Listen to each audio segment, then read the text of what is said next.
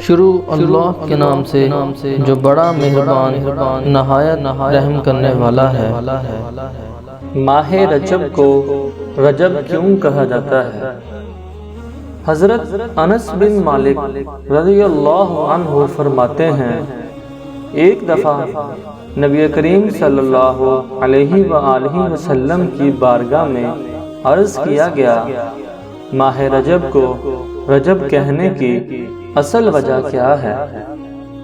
آپ صلی اللہ علیہ وآلہ وسلم نے فرمایا،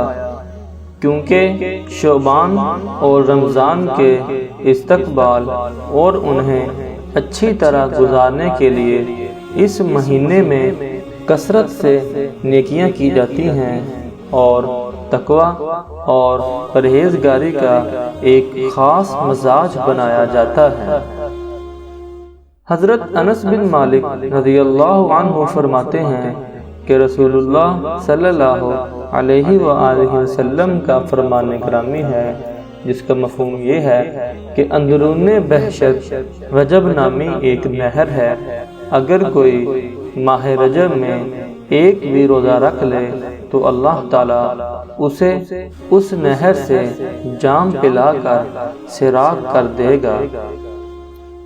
حضرت ابو ہریرہ رضی اللہ عنہ فرماتے ہیں، جس کا مفہوم یہ ہے کہ آپ صلی اللہ علیہ وآلہ وسلم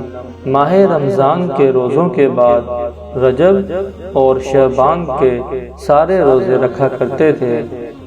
حضرت عبداللہ بن عباس رضی اللہ عنہ فرماتے ہیں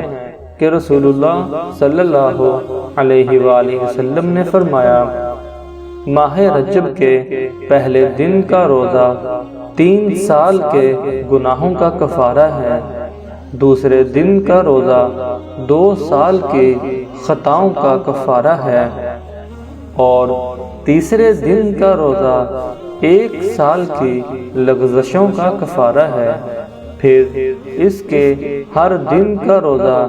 1 مہینے کے گناہوں کا کفارہ ہے۔ حضرت ابو موسیٰ حلالی خالد بن معدان سے روایت کرتے ہوئے فرماتے ہیں کہ سال کے اندر 5 راتیں ایسی ہیں کہ جو شخص امید، ثواب اور تصدیق عہد کے ساتھ ان پر مدامت برتے، اللہ تعالیٰ اسے داخل جنت فرما دے گا۔ پہلی رات ماہ رجب کی، دوسری رات نصف شعبان کی شب، تیسری رات شب عید، چوتھی رات شب بقر عید اور 5ویں رات شب عاشوراء کی۔ ان راتوں میں رب کو منانے کے لیے قیام کرے اور دن کو روزے رکھے۔